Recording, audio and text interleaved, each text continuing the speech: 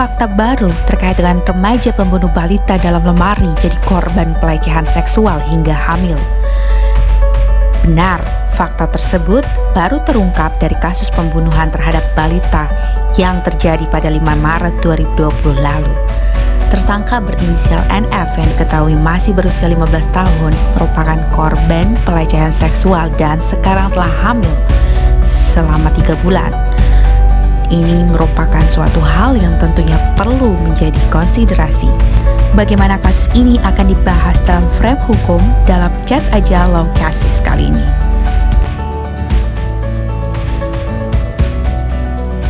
Hai Kakak Bunga. Halo. Kali ini di Chat Aja Law Cases kita tahu bahwa akhir-akhir ini tuh ada yang viral di media sosial, bahkan disebutkan bahwa kalau kita melihat lagi pada bulan Maret 2020 itu ada kasus terkait dengan remaja yang membunuh seorang balita dalam lemari.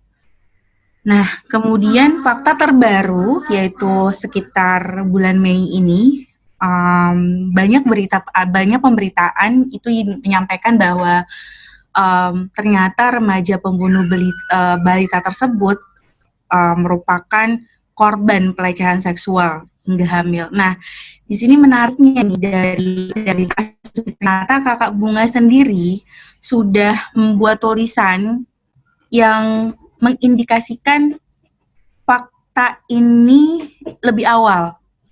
Nah, kalau boleh tahu Kakak Bunga, kenapa sih apa yang bisa berpikir seperti itu? Boleh dijelaskan gitu.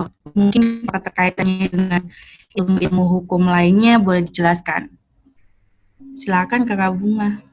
Oke, untuk mengklarifikasi, jadi tadi Lady nanya kenapa saya sempat berpikir demikian gitu di bulan Maret lalu gitu ya? Betul, betul Oke. Kakak Bunga. Oke, memang kejadian itu cukup shocking ya, buat banyak orang sampai sempat viral. Namun saya saat melihat kasus tersebut, saya terusik karena saya teringat salah satu kasus yang memang pernah terjadi juga di Amerika. Waktu itu dikenal dengan nama Beth Thomas, kalau misalnya dicari di YouTube masih ada dia punya rekaman, dan di situ mirip sebenarnya ceritanya.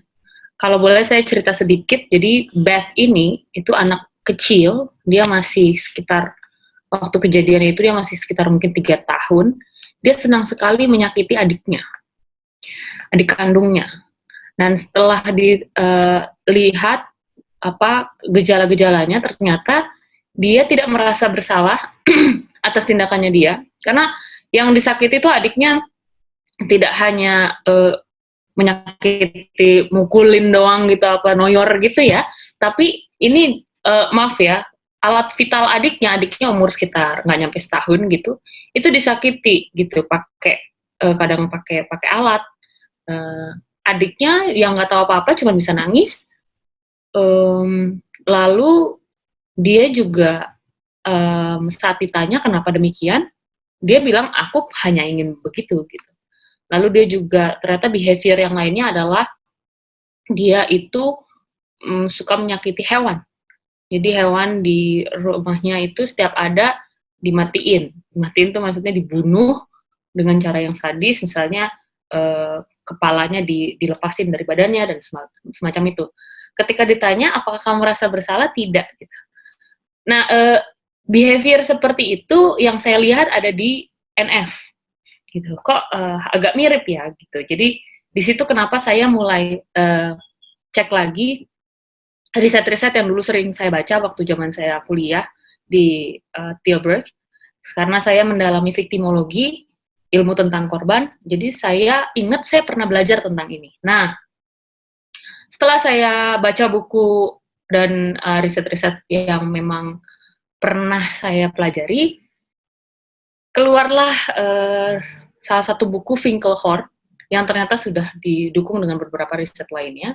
Itu Finkelhorn ini nama penulisnya, dan dia juga setelah melakukan banyak riset tentang child victimization atau viktimisasi terhadap anak. Jadi artinya gini, seorang anak itu bisa bertindak sesuatu itu karena sebab tertentu gitu. Jadi kalau dalam kasus ini saya melihat anak ini sebenarnya korban nih. Cuman kita nggak tahu apa. Kemungkinan arahnya tuh ada yang trauma gitu. Karena di kasus Beth itu dikenal dengan istilah reactive attachment disorder. Jadi disorder Beth itu adalah disorder yang dialami karena dia mengalami masalah dalam pertumbuhannya dia. Ternyata setelah ditelusuri si Beth ini karena mengalami kekerasan seksual oleh ayahnya sejak kecil, ayah kandungnya. Lalu dia memang itu berkali-kali, lalu dia akhirnya diadopsi oleh waktu itu pendeta gitu. Nah, si orang tua barunya tidak tahu apa yang dialami dia sebelumnya. Karena nggak tahu, tapi ngelihat behaviornya kok ngeri banget ini, bunuh binatang, terus adiknya sering disakiti, pas ditanya, kenapa lo kayak gitu? Aku mau bunuh mereka aja. Lo benci nggak sama orang tua lo? Maksudnya orang tua angkatnya. Iya, benci. Apa yang mau kamu lakukan kepada mereka? Aku mau bunuh mereka, gitu. Jadi, ternyata setelah dipelajari, itu ada pattern-nya, kenapa demikian, gitu. Lady. Jadi kenapa saya tulis itu, karena memang itu mirip pattern yang pernah ada zaman dulu, lalu saya baca-baca lagi buku dan risetnya, dan ternyata memang sudah ada yang mempelajari demikian, dan memang sudah bisa dipelajari lah itu pattern seperti itu gitu. Jadi, nah kalau misalnya kita lihat ke hukum yang ada di Indonesia, ini yang bisa menjerat kasus ini itu bisa dijelaskan nggak, Kakak Bunga? Sebenarnya sebelum ke hukum, sebenarnya kita perlu melihat dulu, karena kan kalau saya nulis siapa sebenarnya korban di kasus ini, karena saya tidak melihat NF itu sebagai korban yang sebenarnya. Mungkin itu, sebelum sampai hukumnya gimana, tapi kita lihat dulu NF ini posisinya apa. Oke, kalau misalnya dia melanggar hukum karena dia membunuh, itu satu hal. Tapi hal yang lain adalah, kalau kita masuk pidana kan lihat kebenaran material. Saya merasa kalau kebenaran material tidak semata-mata kita melihat bahwa anak ini membunuh, that's it gitu. Tapi apalagi ini kasus anak, dan kalau kasus anak, kalau lihat undang-undang SPPA, itu yang diperhatikan tidak hanya tindakannya dia, kenapa dia melakukan itu, tapi lebih ke background-nya. Bukan hanya tindakannya, tapi kenapa dia melakukan hal itu. Misalnya gini, kalau di kasus, kalau di child victimization yang saya tadi cerita, itu kan kenapa sih seseorang itu atau seorang anak itu bisa melakukan penyimpangan perilaku. Itu ada beberapa step, oke? Jadi ada 3 step. Step pertama adalah victimization itu, dia menjadi korban. Oke, dia menjadi korban. Dia menjadi korban itu ya, misalnya kekerasan seksual yang terjadi sama dia, itulah victimization-nya dia, gitu ya. Nah, ketika dia terjadi victimization atau victimize terhadap dia, itu dia menangkap satu hal dong. Nah, jadi kalau di child victimization itu dipelajari dari umur 1 sampai 2 tahun itu dia nangkepnya gimana. Kalau dia umur 4 sampai 6 tahun tuh dia nangkepnya apa. Kalau 7 sampai 8 tuh apa. Jadi berbeda-beda setiap fase anak itu menangkap kejadian dalam hidupnya. Nah, ketika itu berbeda, ketika dia menangkapnya A, gitu ya. Nih, jadi habis victimization, dia menangkap apa itu artinya perbuatan tersebut, baru dia react, baru dia bertindak dari apa yang dia tangkap. Nah, kendalanya adalah kayak gini, ketika anak-anak itu mengalami victimisasi gitu ya, dalam kondisi di rumahnya, bayangkan ya.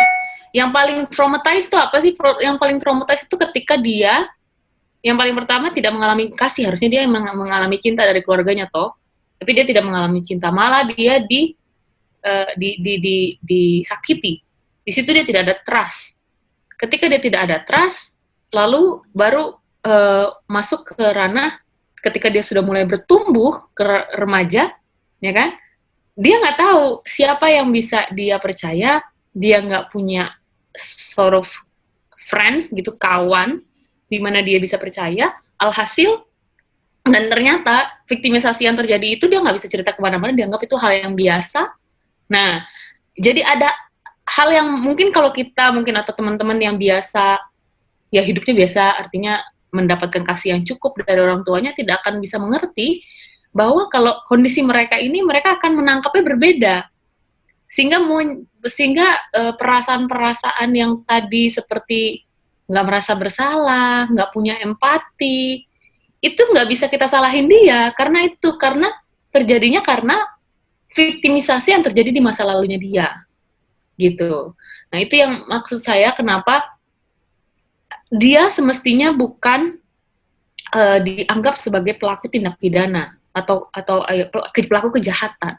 Karena buat saya yang jahat itu adalah orang-orang di sekelilingnya dia, yang membiarkan dia hidup dan tumbuh dengan demikian, gitu. Itu yang saya makanya nggak terima. Walaupun kita juga harus pikirin dong orang tua korban si anak bayi gitu. I know. Tapi apakah ketika kita menghukum anak ini, si NF ini, apakah rasa puas? Padahal dia sendiri tidak dengan sadar, dengan emang motif yang jelas gitu, emang pengen niat bunuh. Atau dia sebenarnya cuma korban dari lingkungannya dia yang menjadikan dia seperti monster. Kan serius seperti monster, tidak punya rasa kasihan, tidak punya belas kasihan. Bayangkan dia bahkan sebut di sosmednya, mereka nggak tahu aja itu mayatnya ada di dalam lemari. Maksudnya dengan santainya dia share di sosmed. Jadi saya pikir itu tidak ada sama sekali empati gitu di situ. Nah, kenapa begitu? Dan apa yang harus dilakukan menurut saya? Kalau Beth ini termasuk, kenapa saya ambil contoh Beth? Saya yakin ada banyak kasus lainnya, tapi saya ambil kasus Beth karena ini termasuk success story atau kasus yang sukses yang bisa akhirnya membuat Beth itu menjadi manusia yang punya perasaan gitu. Apa yang dilakukan? Jadi yang dilakukan adalah intervensi ke kondisi psikologisnya dia.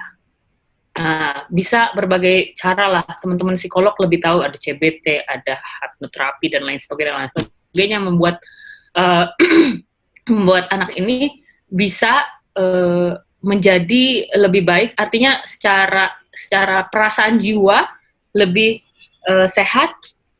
Kalau Beth itu ditaruh di satu komunitas yang memang kegiatannya jelas dan lain sebagainya, dia sampai akhirnya dia diwawancara lagi, saya lupa umurnya, mungkin umur 7 tahun gitu.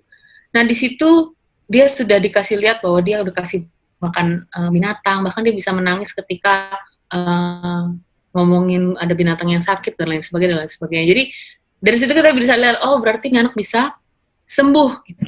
Nah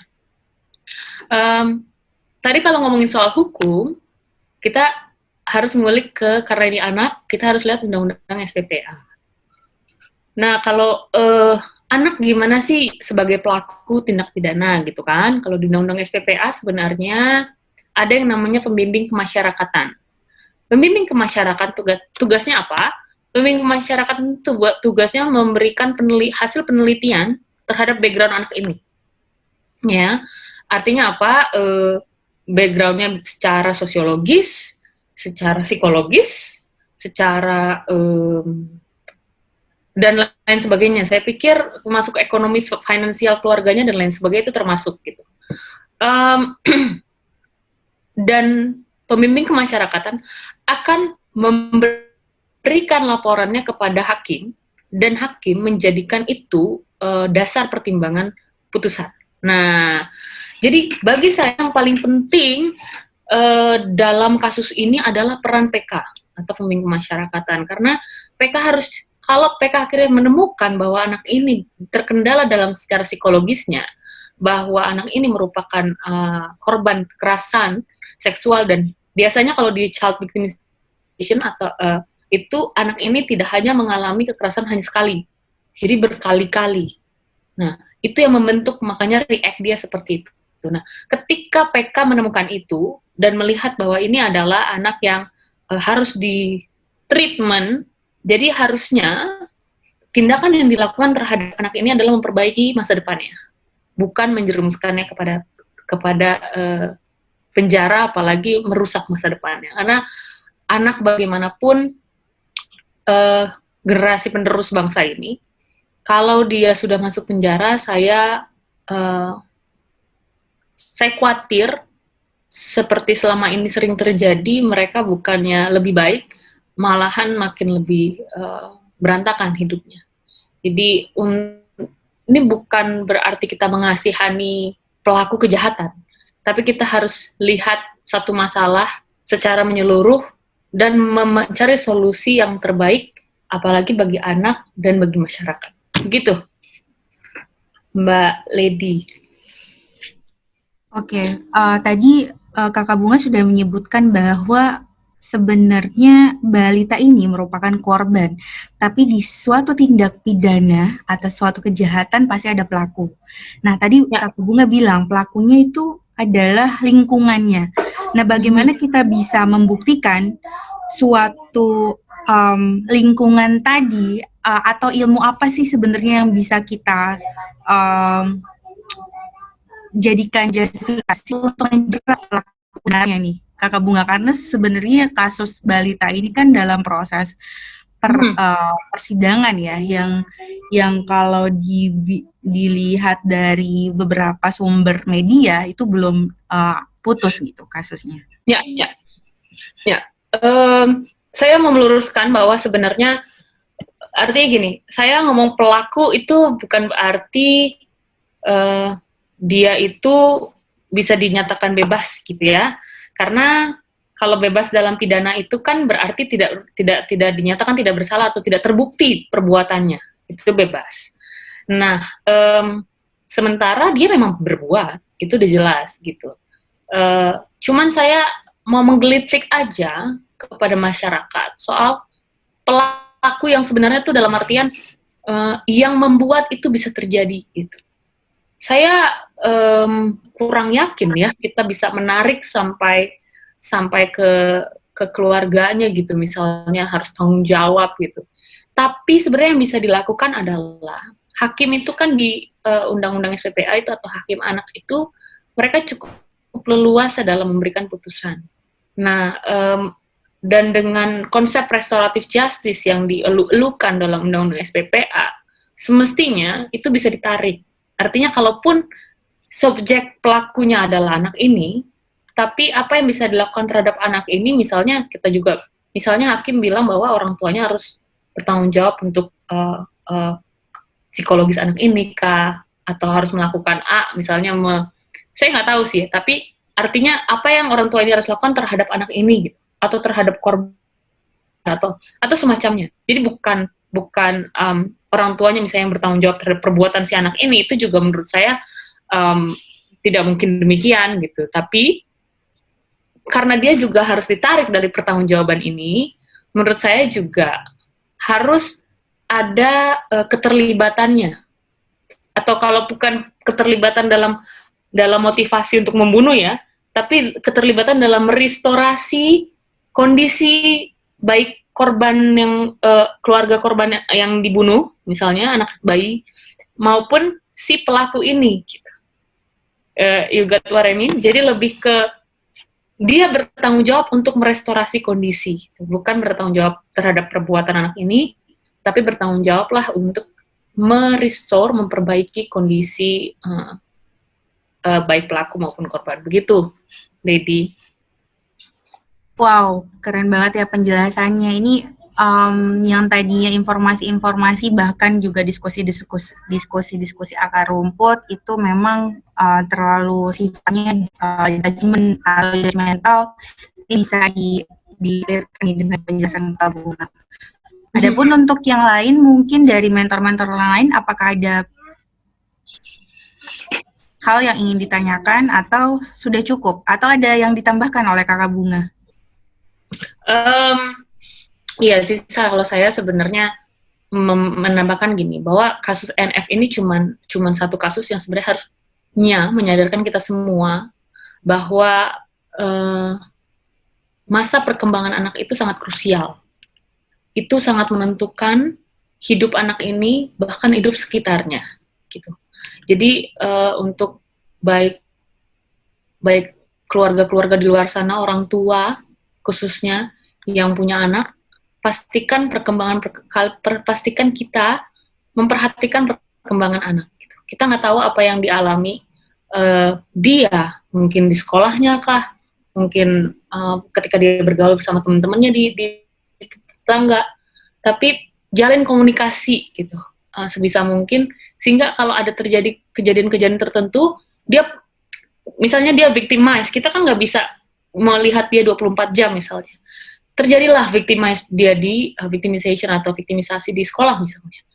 Kalau kita berkomunikasi terhadap anak, saya yakin kita bisa memperbaiki pola pikir setidaknya, meluruskan apa yang dia tangkap. Misalnya dia nangkapnya A gitu, itu yang bisa melit dia sebagai jadi salah gitu.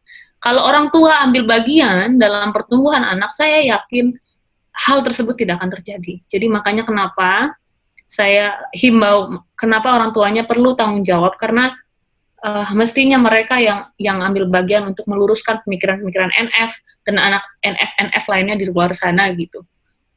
Dan harusnya tidak menjadi pelaku, artinya membiarkan kekerasan itu terjadi terhadap anak. Gitu, Lady.